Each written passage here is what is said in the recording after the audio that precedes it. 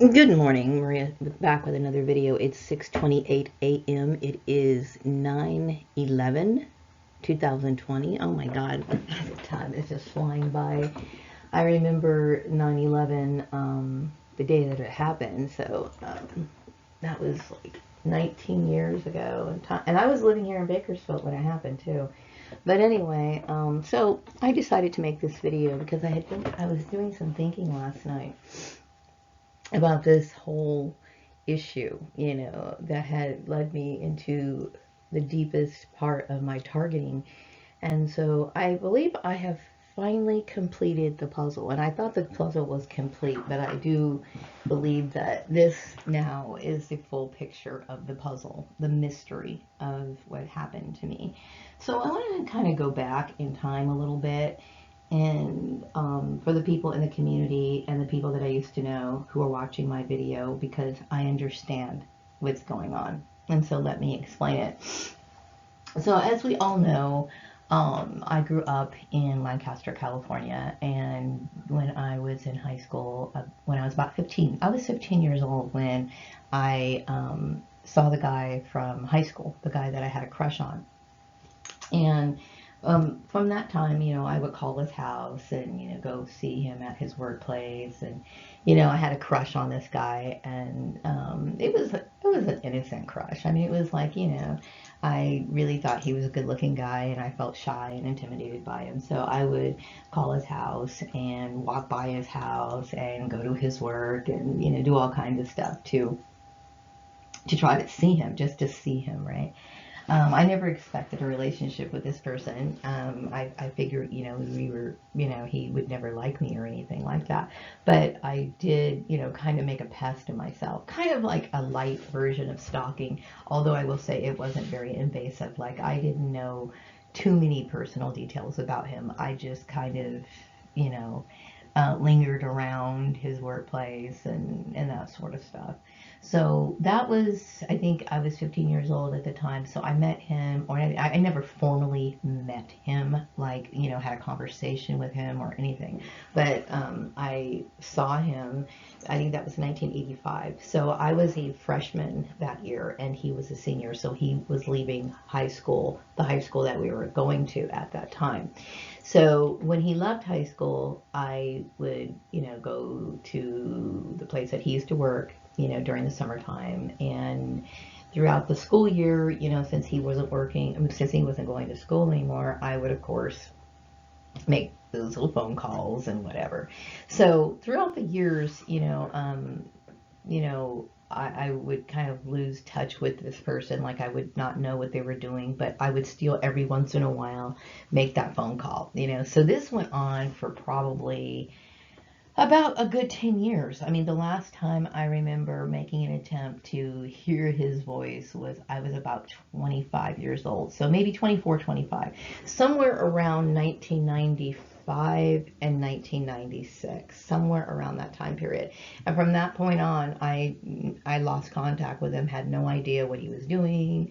I had no idea anything. My life was I was too engrossed with what was going on in my everyday life. Like, I was either working or doing something, just raising my kid or whatever. I was too busy with everything to continue my little crush and obsession. So all those years went by. So the last time I remember making any kind of contact with him was, I think, in 1994 or 1995. Maybe 19, no, it wasn't 1996, because by the time my father passed away, um, I completely forgot about this person. Like, he wouldn't come up into the conversation at all, okay? Or my thoughts or anything. So years went by, okay? And then in 2008, 2007, or yeah, I think it was 2008, because that's when I opened my first Facebook page. I had never heard of Facebook until my friend from high school told me about it. She called me up on the phone and told me, hey, are you on Facebook? And, I'm the kind of person, I basically go to work and come home. I don't really know much about social media at the time. Okay, I understand more of it now. because it's gotten to the point where you can't not know about it. I mean, it's everywhere. It's become so, commonplace. But at the time, it was just kind of gearing up, and Facebook had probably already been in operation, probably maybe for 2 years or maybe even longer before that. But I had just heard of it. So she encouraged me to get on Facebook, and she had mentioned that this particular guy from high school was on Facebook. So I decided to go ahead and open an account, and I was connecting to certain people that I used to know, and I remember sending him a message back in 2008, which he never responded to. He never ever responded to.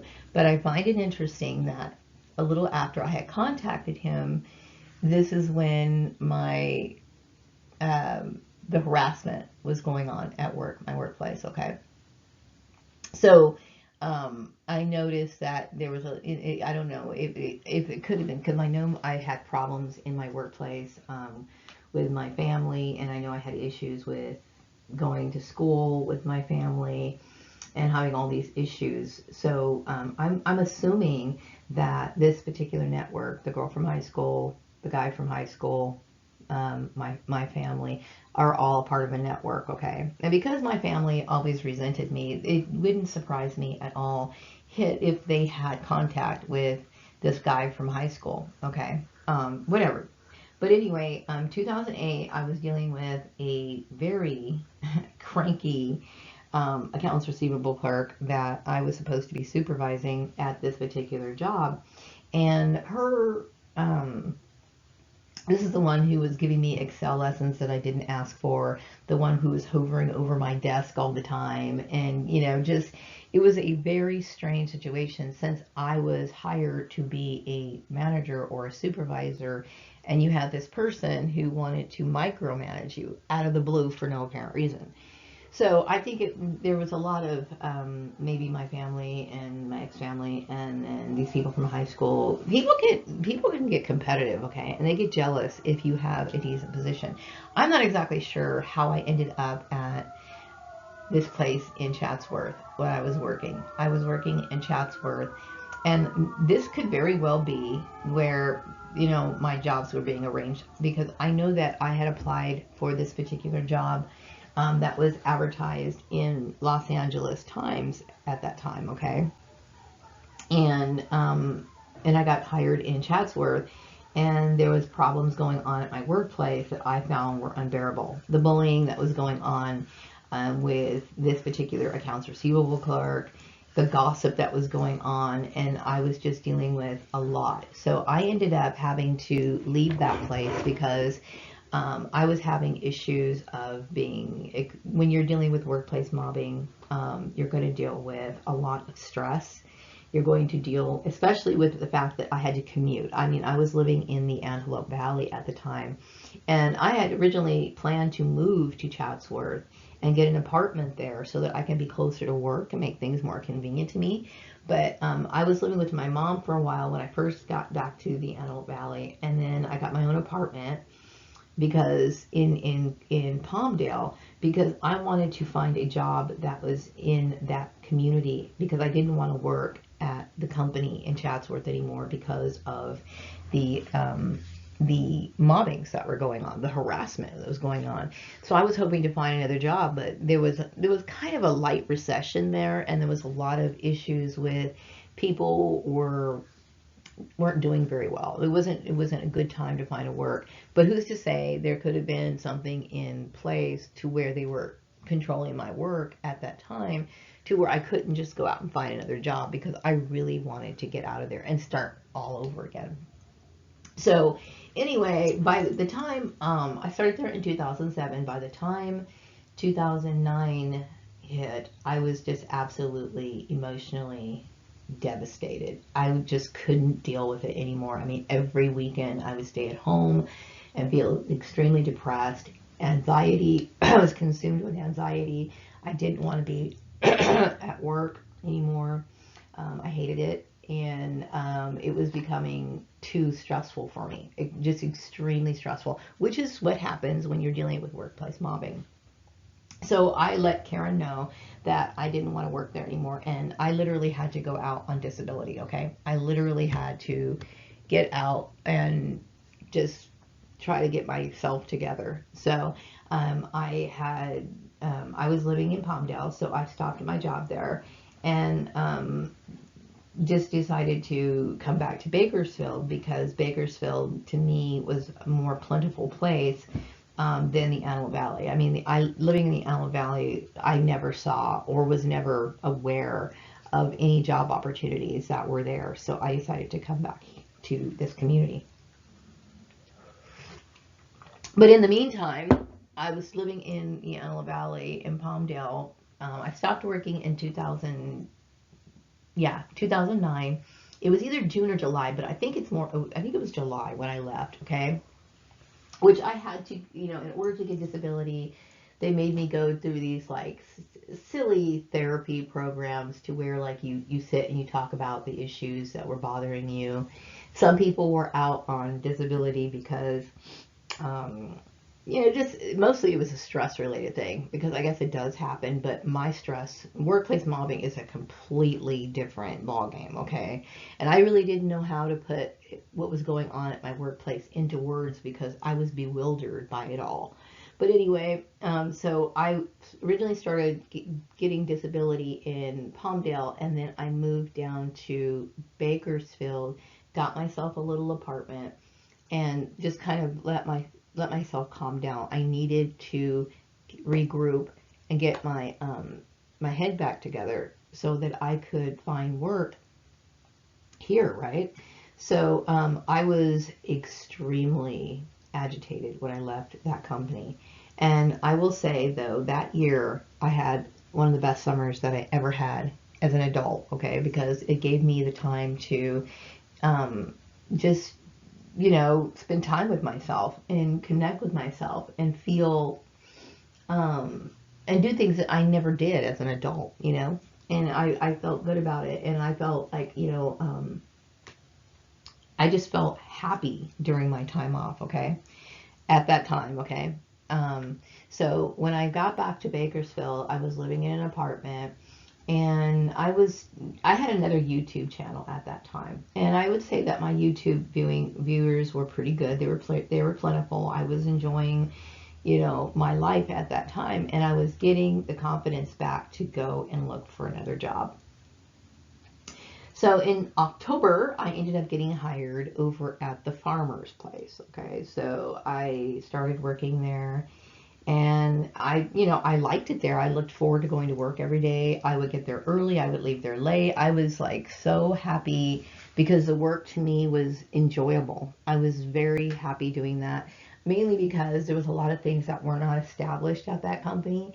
And it gave me the opportunity to put things together, to organize things, to structure things. And I was feeling just tremendously enthusiastic. Okay, I was really happy about my job, and I liked the work environment. I liked the people that I worked with, right?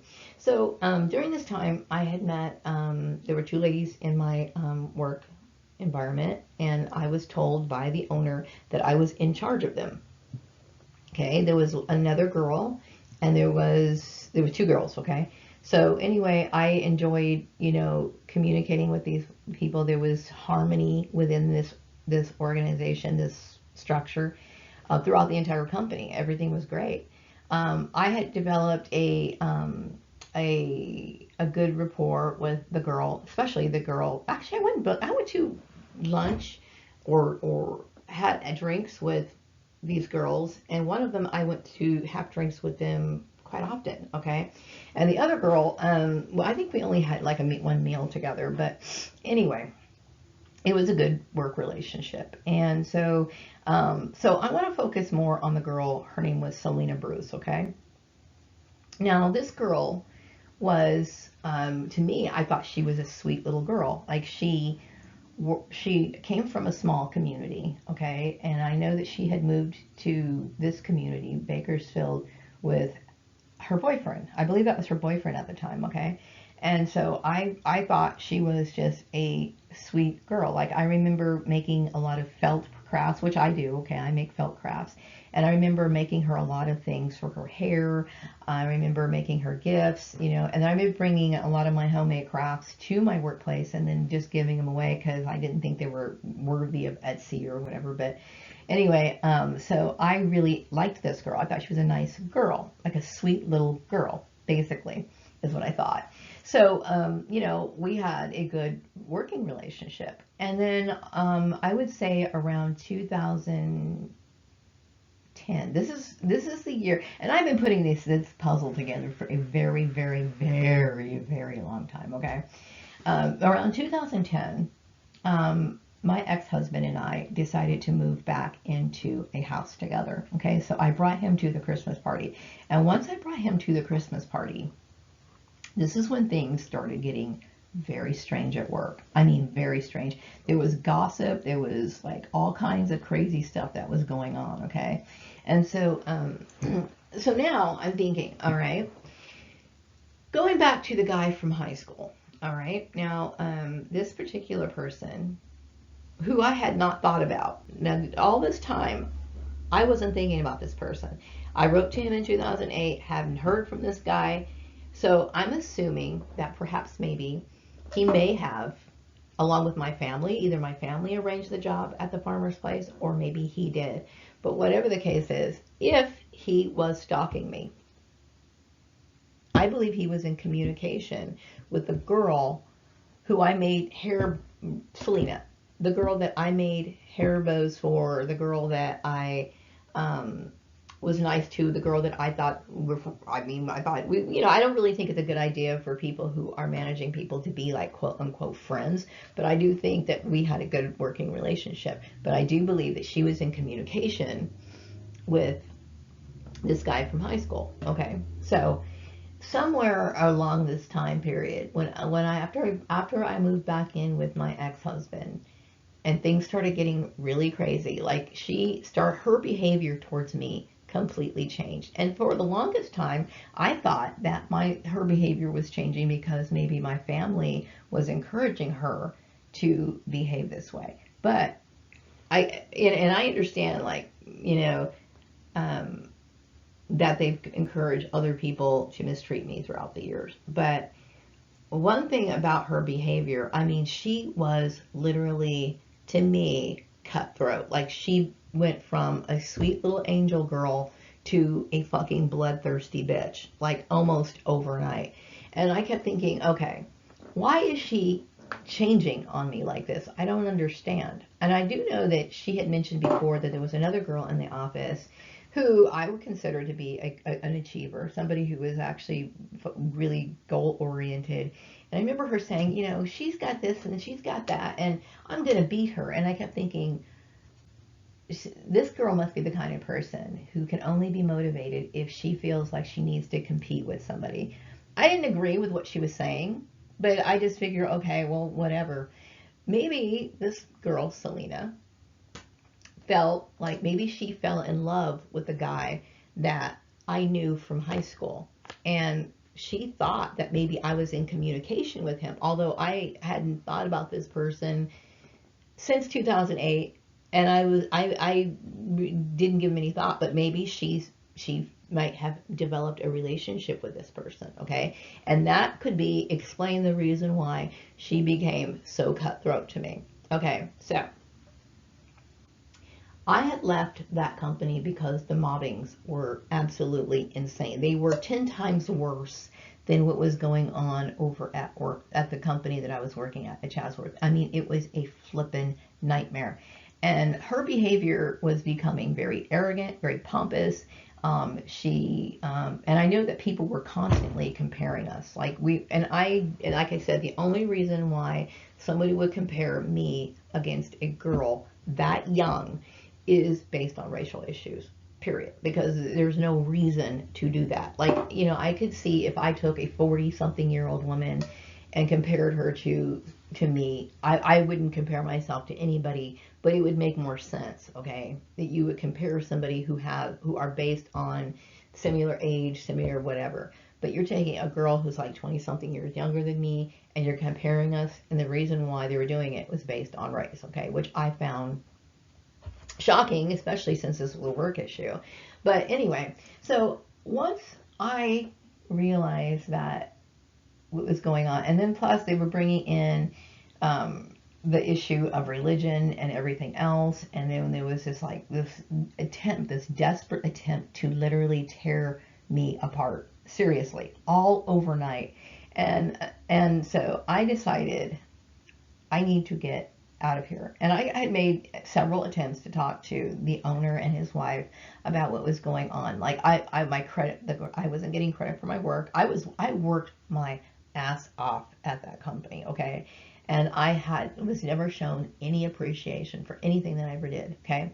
So I had mentioned this to the owner several times. I had made several attempts to resolve the issue to no avail. So finally, I ended up leaving the company. And once I left the company, I didn't want anything to do with these people because, you know, it's like I wanted to make a new start. I wanted to start all over again is what I needed to do. I needed to just start all over again and get on with my life.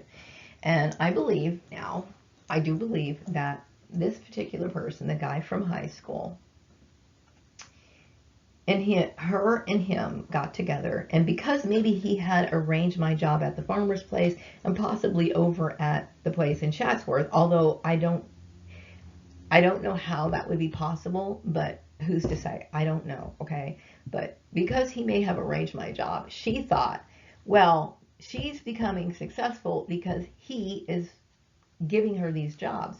And so since they were now a couple, she felt as though I'm going to go ahead and take over, and I'm going to basically try to make this person bend to my will, and I'm going to enforce all these bullshit things that I want nothing to do with. Okay, so she started her bullying campaign against me, and maybe possibly trying to drag me into a love triangle that I don't want to be a part of.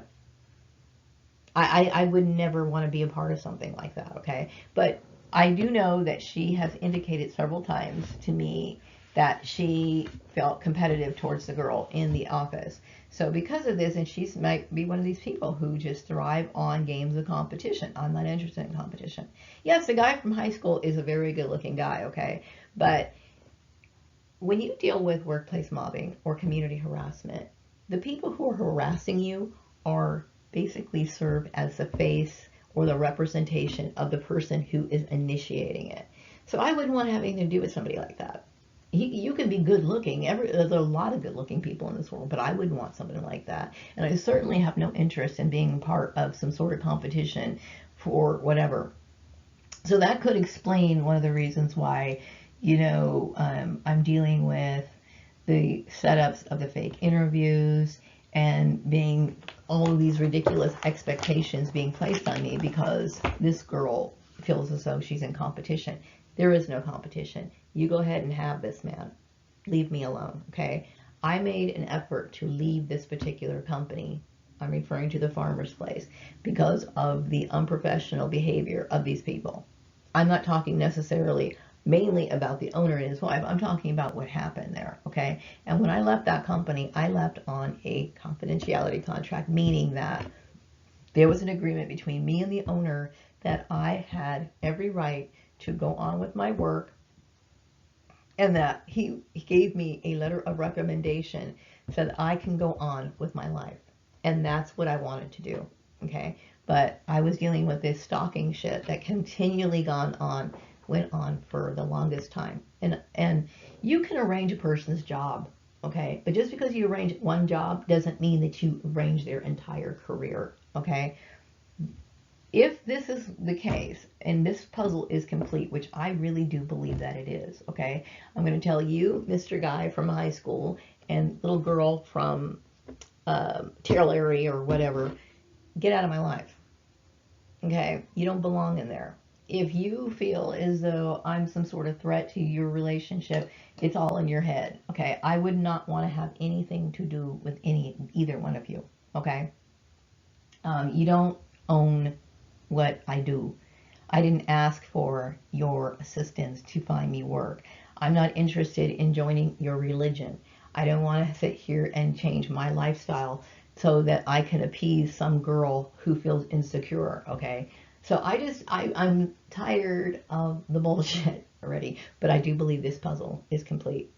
I do believe that it's complete, okay? And it's very hard for me. And see, the thing is, during this time, when I left the farmer's place, I know that I was dealing with going into toxic work environments, and these toxic work environments were basically trying to rehash a lot of the bullshit that happened over at the farmer's place, which I have a right to move on with my life after I left the farmer's place.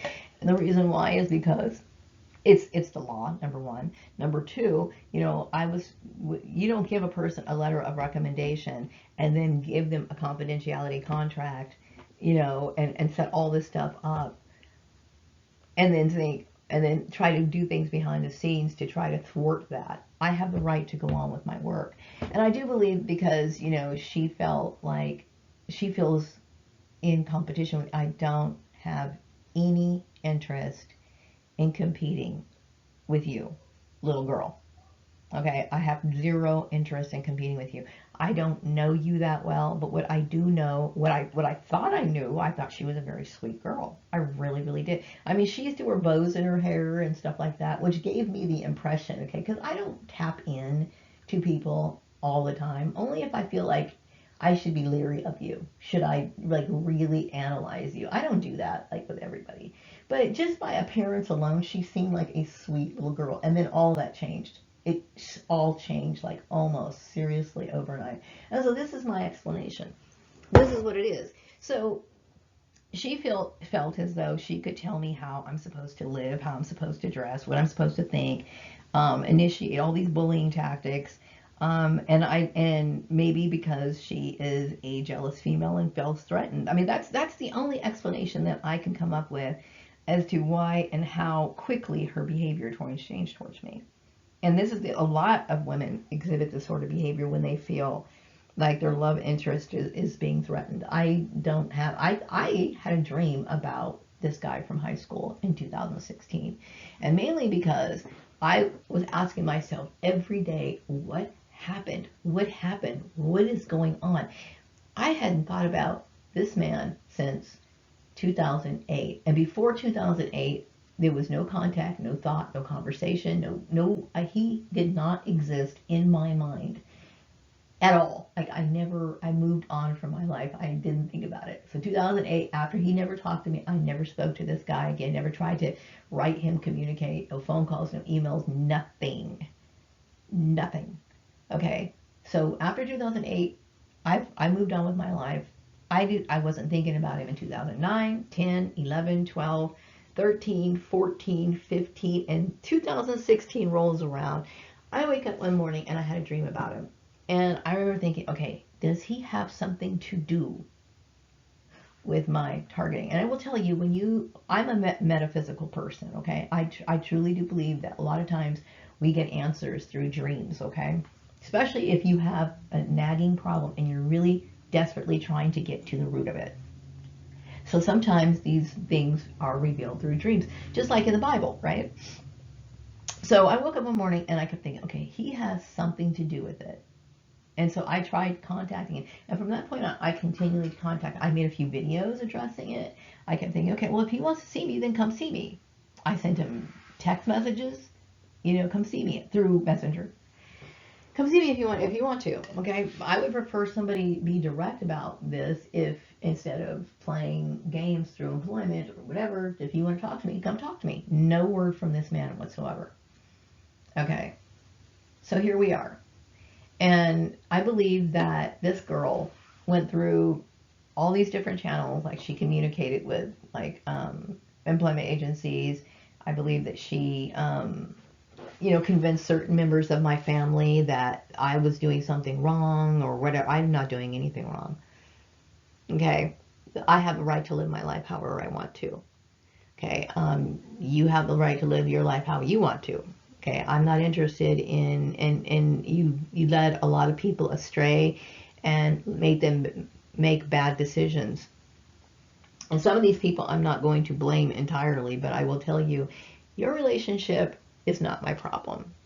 Okay? I'm not interested in competing with you. I have zero. You and I are completely opposites. Like, you are somebody who has certain beliefs. I don't have those beliefs, okay? And you have a certain lifestyle. You have the right to live your lifestyle, but do not impose your shit on me, okay?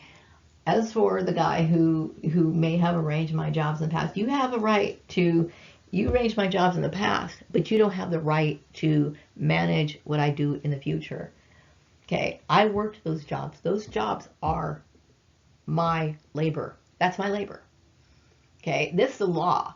So if you thought, well, maybe, well, you can use the excuse as, well, I only set you up in that job for what, laughs, jokes, whatever, then if you were to tell this and say this in a court of law, then you would basically be incriminating yourself with that explanation, because you're not supposed to arrange jobs based on those reasons, okay? For any form of reason other than I was supposed to be working there. So my accomplishments are my accomplishments, okay? I don't want to go any further into this issue because I do believe that the puzzle is complete. I really do believe it's complete. I don't have anything to do with Selena, okay? I don't want anything to do with this girl, okay? I think that she is young. I think that she is a misguided person, and I would rather not have anything to do with her. As for the guy with high school, you know, I'm going to say that I'm going to look at this as a hate crime. And the reason why I will say this is because you know good and well that you don't play with, you should know better than to play with somebody's employment. And the reason why I say this is because I do remember there was a story going on in the community that we grew up in about what happened to his father. His father had a hard time finding a job after he did something wrong. Okay, and his father ended up committing suicide because he couldn't find a job. And I do believe that maybe his family got his father blacklisted so that his father had to be put in that situation. So seeing as how this person knows exactly what blacklisting is, and he put me in a situation that resembles, you know, what his father went through, that I'm going to look at this as an outright hate crime. And it is, okay? And they should be in jail. It is basically the way that should go, okay?